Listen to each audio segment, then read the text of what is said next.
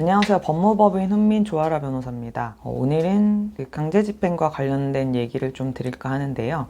저희가 돈을 지급받기 위해서 판결을 받아서 승소를 하고도 채무자가 자발적으로 돈을 주지 않아서 돈을 받지 못하는 경우가 상당히 많습니다. 그럴 때는 이 판결문을 가지고 강제집행을 해야 되는데, 이 강제집행을 하기 위해서는 채무자의 재산이 뭐가 있는지를 알 필요가 있습니다. 그래서 민사집행법에서는 채무자의 재산을 알 수 있는 제도를 마련해 두고 있습니다. 바로 재산명시 제도랑 재산조회 제도입니다. 선택해서 할 수 있는 건 아니고요.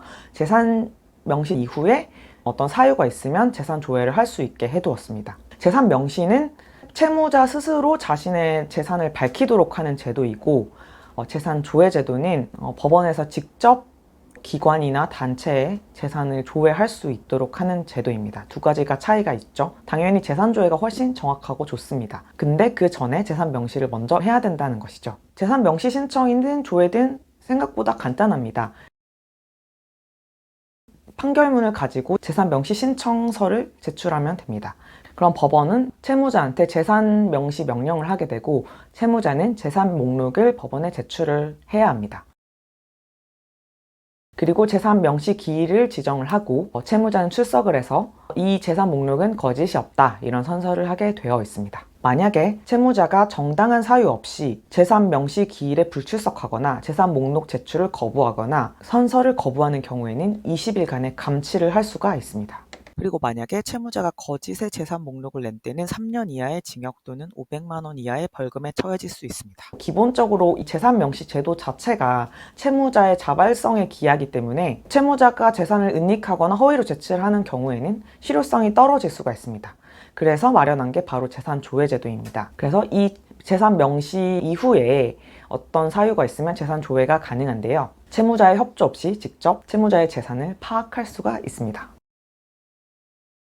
언제 재산 조회를 할 수 있는지 설명드리면, 첫 번째는 재산 명시 명령을 채권자가 채무자의 주소 등을 알 수 없어서 주소 보정으로도 송달이 되지 않는 경우입니다. 채무자가 스스로 재산 목록을 제출을 해야 되는데 채무자가 알 수가 없기 때문에 재산 목록을 제출을 할 수 없기 때문입니다. 두 번째로는 채무자가 제출한 재산 목록만으로는 채권을 전부 만족할 수 없을 때 가능합니다. 세 번째는 채무자가 재산 명시 명령을 받고도 명시기일에 불출석하거나 재산 목록 제출을 거부하거나 선서를 거부하거나 거짓의 재산 목록을 낸 때, 이때도 재산 조회가 가능합니다. 그래서 이 세 가지 경우에는 재산 조회가 가능하게 됩니다. 그래서 재산 조회 절차도 사실 그렇게 어렵지 않습니다. 채권자가 법원에 재산 조회를 신청합니다. 그런데 그냥 신청을 하는 게 아니라 어떤 기관에 조회를 할지를 특정을 해줘야 됩니다. 기관마다 비용이 발생하게 됩니다. 굉장히 조회할 수 있는 기관이 많습니다.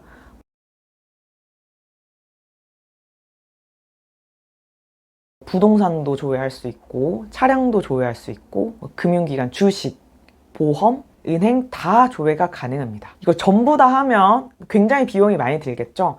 그래서 주요한 기관을 정해서 신청을 하게 되면 저희가 신청한 대로 법원에서는 그 기관이나 단체에다가 정보를 제공을 요청을 합니다. 기관이나 단체에서는 정당한 이유가 없이 거부할 수 없게 되어 있기 때문에 대부분 회신을 해줍니다. 그러면 저희는 이 결과를 볼 수 있게 되는 거죠.